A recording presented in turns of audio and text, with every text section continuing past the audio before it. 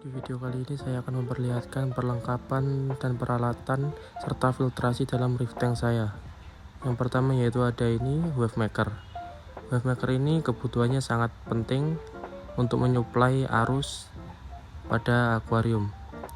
Karena sejatinya akuarium laut harus memiliki sistem yang sama seperti di dalam laut aslinya, yaitu yang berarus dan berombak. Arahkan wave maker ke arah atas.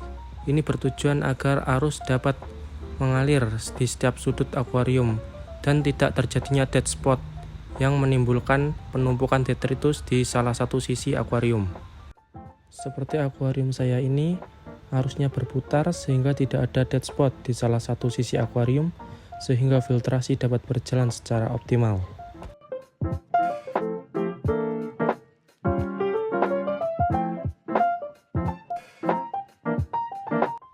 Di sini, output dari pompa akuarium saya arahkan ke wave maker agar arusnya dapat bertabrakan dan menciptakan arus yang memutar di sekeliling akuarium dan menciptakan arus yang acak yang disukai oleh koral.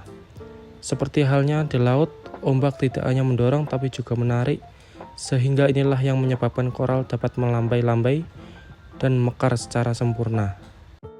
Di sini saya menggunakan wave maker sebesar 3000 liter per jam yang saya tembakkan langsung ke jalan keluar air.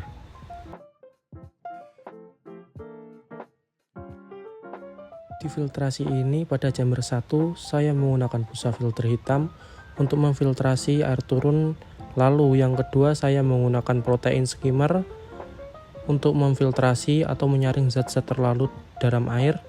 Yang ketiga saya menggunakan busa hitam lagi untuk memfiltrasi dan menghalangi mikrobubble yang bocor dari skimmer agar tidak masuk ke dalam main tank. Lalu selanjutnya yang paling utama yaitu saya menggunakan momogi. Momogi ini saya gunakan 50 batang di chamber 1 dan chamber 2 ditambah dengan Neomedia Pure yang pernah saya bahas. Neomedia Pure ini tidak hanya sebagai rumah bakteri tetapi juga dapat dijadikan sebagai pabrik bakteri karena memiliki struktur porosi atau SSA yang sangat kecil yang berukuran nano dan berjumlah banyak. Selain itu, rumah bakteri ini juga dapat menjadi tempat tinggal bakteri anaerob yang perannya sangat penting bagi ekosistem reef tank sebagai bakteri pengurai. Yang selanjutnya itu chamber ketiga. Sebelum lanjut di chamber ketiga, di sini saya menggunakan auto top up untuk menjaga salinitas akuarium saya.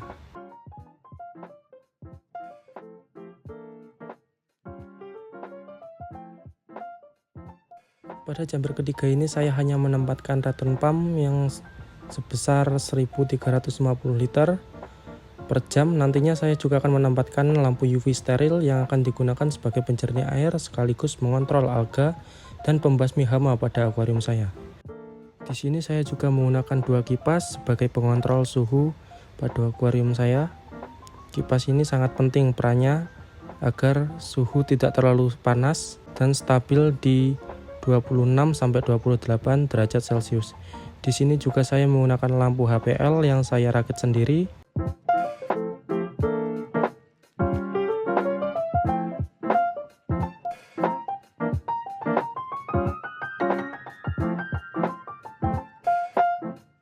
Lampu DIY berjumlah 32 titik yang per titiknya menggunakan 3 watt. Juga menggunakan lensa sebesar 60 derajat.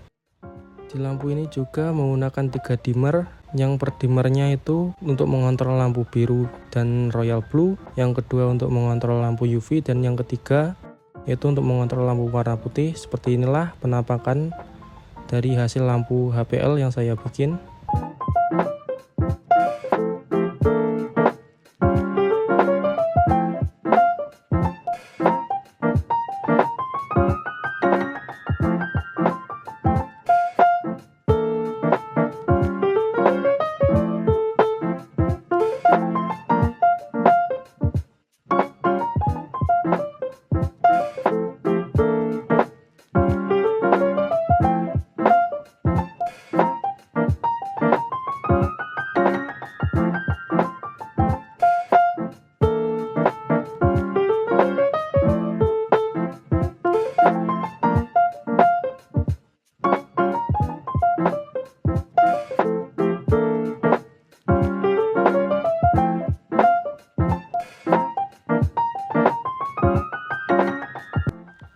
sini saya menggunakan Arduino untuk mengontrol suhu air.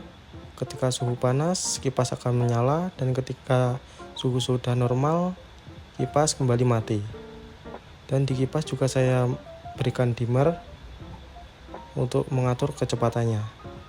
Dan di dalam Arduino juga saya gunakan sebagai pengontrol lampu berbasis IoT, sehingga lampu dapat dimatikan atau dinyalakan dari jarak jauh. Seperti itulah perlengkapan dan sistem filtrasi dalam akuarium saya.